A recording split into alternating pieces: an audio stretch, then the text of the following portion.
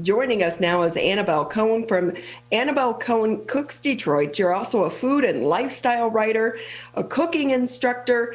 Annabel, I've known you since my Fox 2 producing days, like what, 1998, 1999? You were a child. You were a little child, very, very advanced for your years. But you always have given such great advice. So when it comes to food, and the fact that it's, 20 plus years later, and I'm just now cooking Thanksgiving dinner for the first time, when do you throw it out? Well, it depends. If you haven't done anything with it, like put it in the freezer, then you should, after 3 days or so, it's a shame to throw anything out. But what people have done this year, because it's hard to find a turkey that's under 10 pounds and you're only serving sometimes 2 people with it. So what people have done is they've frozen a lot of their leftovers. And that's great, because if you've frozen them, you can use them for another month, which is fantastic.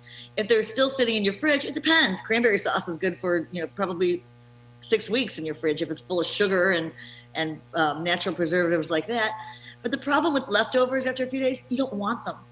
And so if you still have some, and they still could be okay, because chances are they weren't sitting out for hours and hours, because we didn't have those big Thanksgiving buffets where the food would be out for an hour or more while people ate it and went back for seconds and thirds and fourths. So if you still have some, what a really fun thing to do, and if you've frozen stuff, great, pull it out of the freezer and use it, is to put the turkey and the stuffing, add an egg or two, and put it in a waffle iron and make Thanksgiving waffles, stuffing waffles, which are really yummy. And then you can serve them with a cranberry sauce. It's just a different take. And because it looks different, somehow it kind of tastes different too. So it's not a bad idea to do something like that, stuffing waffles. If you have turkey and it's in your freezer, great. If you still have that carcass in your fridge, it might still be good. But the best thing to do is put it in your crock pot or Instant Pot or whatever, boil up that turkey carcass and make a soup out of it. Or chop up those turkey pieces that you don't like. Some people only eat the breast meat, some people only eat the dark meat. Chop up whatever's left and make a nice chili out of it. Add a can of beans and some spices and a can of diced tomatoes, and you've got a wonderful chili. So there's still things you can do with it. The first day or two after Thanksgiving, we eat the leftovers, because we seldom eat turkey and stuffing during the year, so we still are really in love with it. But after yesterday, which was the 3rd day, and today, which is actually the 4th day, we have to reinvent it completely. Otherwise, it's just not good. And really, after today, if it's still in its original form, unfortunately, it's probably not a good idea to keep eating it. I did make a turkey pot pie yesterday. Oh, good. Frozen peas? Yes. Here. That's great. Pinterest has saved me this Thanksgiving. Yeah. But I don't know that how much turkey can one eat? It's terrible to actually throw anything away, but sometimes it's not even safe to eat it after a few days. Yeah, because isn't that saying, when in doubt, throw it out? When in doubt, throw it out. But if it smells good and tastes good, and if you boil it up like in a chili, something that you're cooking for a long time, or a soup with lots of water and really boiling it, chances are it's still safe. But a lot of people froze. A lot of people love leftovers. I'm not a leftover gal, so I tend to give everything away. But I have a sister who she'll freeze 2 ounces of steak and make a whole meal out of it with it the next day. So if you still have it because it's frozen, fantastic. Yeah, I'm not a leftover person either. I'm like, nope, get rid of it. Let's move on. Knowing that, though, obviously the focus now is shifting to the holidays coming up. So baking is a big thing. And I think, it's snowing today. It kind of starts to put you in the mood. So when is it too early to start baking? Never too early to start baking, because we have a friend in the freezer. And what's best, if you can pull this off, is you can make all the cookie dough you want, but don't bake it yet. Bake it as needed. Put it in perhaps zipper style bags or storage containers. Put it in smaller portions in your freezer. And then when you need those 2 dozen cookies, just pull the dough out at, an hour or so before so it can defrost, and make those cookies right then and there. Some cookies have a really long shelf life. Sugar cookies, the kind that you make with butter or shortening that you roll out and decorate, those have a huge shelf life. I once found a cookie under my car seat 6 months later, a decorated cookie. I'm telling you, I ate it and it was delicious. So, but it is never too early. Some things freeze really well. Brownies freeze great. Anything that's really dense or has a lot of other ingredients in it. But some things don't freeze so awfully well. But you can bake at any time. You can bake. You can even put those tins if you have room in your freezer. Right now, this time of the year, it's snowing, right? It's cold. The garage is a refrigerator if you have a garage, and as long as it's under 40 degrees in your garage, you can store those cookies, and it'll just make the shelf life a little bit longer. That is a great suggestion, because we have one of those split refrigerator freezers, and you can't fit anything, right? You're like, oh my gosh. Yeah, they're really small. Yeah, and those freezers are small too, because we've got all those Thanksgiving leftovers in them. So if you want to avoid using the freezer, of course you can use your garage this time of the year to store certain things. You're not going to store, regular food that you're going to eat, because the garage is warmer than the outside temperature, because we have that big door and we have the house next to it that's emitting some heat through the walls. But think of your garage as an extra storage space. And again, cookies have a really long shelf life. And so do things like pie. Pie you can keep for days, unrefrigerated even. I don't know if anyone's going to think it's unsafe, but I recall in my youth, I'm not that old, but I remember people had antiques. Let's call them antiques. And they were pie safes. And they were usually a cupboard that had like tin punched doors, and people would keep their pies in those, they called them pie safes. And for days and days. I mean, some pies, like pecan pie, can stay out a lot longer than a fruit pie. But you have to get a little bit clever this time of the year. You can also, you could go to a place like one of the hardware stores and buy a freezer for less than $200 and put it in your garage. It's one of those chest freezers, not very big, but you don't need a whole lot of room. And that's a fun thing to have in the winter for storing things if you need to. And it's fun to have in the summer, because you put it outside in your backyard and plug it in and put ice cream treats for your guests, if we ever have guests again. Right. And speaking of that, I wonder about you, because you do catering as well. What has this pandemic and this latest pause meant for you and your catering team? Because normally this time everyone's having huge holiday parties. I mean, they typically start like this next week. Well, that's not happening now. The huge parties, which are, I'm saying over, now today, these days, huge is 12, but the big parties, 50, 100 people, they're canceled. But we're also doing other things. We're doing Zoom cooking classes, which is fun, where everybody has the same ingredients and we all cook together for the holidays. A lot of offices are getting very creative. I have one office where we are picking up the groceries and putting them in cute little bags and sending out a big cutting board and whatever we need. And employees are picking them up at the office, or they're being delivered to the homes, and we're all cooking together with the same ingredients. We're doing it. One class I have coming up next week is going to be to make, instead of a gingerbread house, a charcuterie house. So it's a charcuterie, and everybody's getting a really cool Etsy kind of cutting board that the company owners have sent to everybody. It'll be their gift. And we're going to be doing this fun class where we're all putting it together. And it's really fun, because if I'm telling you, Ronnie, if I gave 10 people the same recipe for spaghetti sauce, we'd have 10 different spaghetti sauces.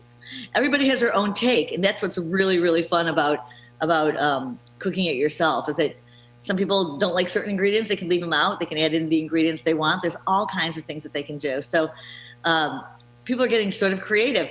And let me tell you, when you're doing things on Zoom, it's a lot less expensive than actually taking people out and feeding and drinking them, or catering something in to do it something on Zoom, and you can give them like an extra special gift, or maybe pad the paychecks a little bit. But it's bad for people like me because this is my busy time of the year, the holidays. I make a lot of money during the holidays usually, and instead of doing a lot smaller events, but somehow it all works out. We're just hanging in there until most of this goes away and we can really have a lot of fun with more people. I will say to the company and the bosses that came up with that, the Zoom cooking class, Yeah. super smart. I mean, plus I feel like people will maybe even enjoy it a little bit more because they get something out of it, but also, they're learning something new. Yeah.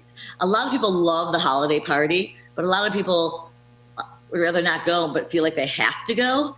And this way they're going and they're learning something, and then they have a cool gift at the end, and it's something they can do a week later for their own family and friends. But with that, what about your staff that you typically hire? Yeah, I feel so bad. I feel bad for the staff. The staff a lot of the staff is out of work. Some of them, it's not their only job. It's some sort of moonlighting, but the staff, nobody, no secret that the food service industry is really, really suffering, and they're suffering too. It's their income. It's people want to. It's not about buying presents for their family, which they want to do as well, but they need the money. Everyone's living lean these days, very lean. Yeah, and so me, with that, I'm not buying a whole lot either. Yeah, we learn what we can do without, right? We can do without almost anything. Yeah, we can do with almost everything. I moved recently, and for the last month of my living in my house, I had a plate, a bowl, a fork, a spoon, and a knife, and I used it every day, every meal, and it was just enough. That's funny coming from you, someone who cooks. Service for 100. So yeah, so you can do very little. With that, Annabel, what do you think you learned during this crisis that is going to be a benefit for you and your business going forward that maybe will stick around? Well, you hit the nail on the head. Is doing with less. I mean, I remember when we had the economic crisis in 2008, 2009. Time magazine wrote a whole article about how people are living with less, and it's probably better for us because we're so spoiled by living with so much. I literally have service for 200 dishes. I've got maybe 8 different sets of silverware. Who needs all that? And that's personal stuff, not catering. I lived with a spoon, a fork, a bowl, and a plate for a whole month. Wow. And with that, talk a little bit, if you can, the use of social media and Zoom and the internet to keep your business afloat. It's been great. I've been doing a lot of cooking classes, and some of them I donate some of the proceeds to charity, which is good for me. It's good for the charity. And people are willing to listen in or perhaps join up if they know that some of the proceeds are going to a good cause. But you know what? We are very social people, so we still want to have a party every once in a while. And you can do that too. I just did the food, I did the food for a story. I didn't write the story for Black magazine. I don't know if you've ever heard of it, BLAC. It's a Detroit magazine, and it's about social distance holiday parties. And a lot of people take the temperature. They wear the masks. They only take the masks off for eating. And then you can still have 6 people at your house, and sometimes 6 is just enough because everybody can sit around the table, and you can or sit on a sofa or 2, and you can. Or 2 on the sofa, 2 at the table, or 2 in the other room, for the most part, and then have a party and still have foods that you can eat that are safe. I just did a party recently, an engagement party, and it was very small, and we did all pickup foods. And when I say pickup, I don't mean things on a stick necessarily, although we had lots of things on sticks. But you could do individual bowls of macaroni and cheese, and so people aren't picking up a spoon and digging it into the macaroni and cheese. They're getting their own little bowl of macaroni and cheese, or they're getting their own chicken kebab on a stick, and they can eat and they can keep going back, but they're not actually touching anything other than what they're already using. In fact, I sent some photos. I don't know if they're going to be available, but there's some photos of a party recently where I did exactly that, and it was fantastic. And so the key to holiday entertaining, if you're going to have anybody, and again, I'm not I'm not advising anybody to have anybody, but even if you have yourselves, there's no reason you can't do the best just for you, and have little parties for yourself. Another thing that people are doing, this just reminded me talking about this, is that, and they did this for Thanksgiving, somebody would make the meal, and people would come by the house and pick up their meal on the porch, and they take it home and they'd all eat together. It's another fun way to entertain for the holidays, or any time if you want to see people. Not that you need the food to entertain, although in my book you always need food to entertain because food really brings people together. And it's like reading the same book. You're all eating the same meal, so that's kind of fun. And that's another great way to entertain if you want to for the holidays. I love that. And if anything, it's forcing some of us that don't cook to learn how to cook, but also experts. Yeah, and food does bring us together. We're just looking at it at a different way. Hey, Annabel, if someone wants to join in on one of your cooking classes, are they open to the public, or how do you work that? All my classes are private. If you can get 8 people together, you can have your own class, which is very fun. I'll give you a shopping list. I'll give you an equipment list. I'll give it to you ahead of time so you can have it all ready and we could all cook together. And what's nice about it, if you have, again, at least 8, otherwise it's just not, financially, it's not worth it for me. I love to cook and I love to cook with my friends, but unfortunately I have to pay my bills as well. So 8 is kind of a bottom number. And what's nice about that is that I can watch you and you can watch me, and I can tell you what you're doing right and show other people all these great things that you're doing. Or I can help you move along if you're not such an advanced cook. And even the most advanced cooks I learn things every day. You mentioned it earlier when you were speaking to your previous guest, how you learn things every single day. So do I.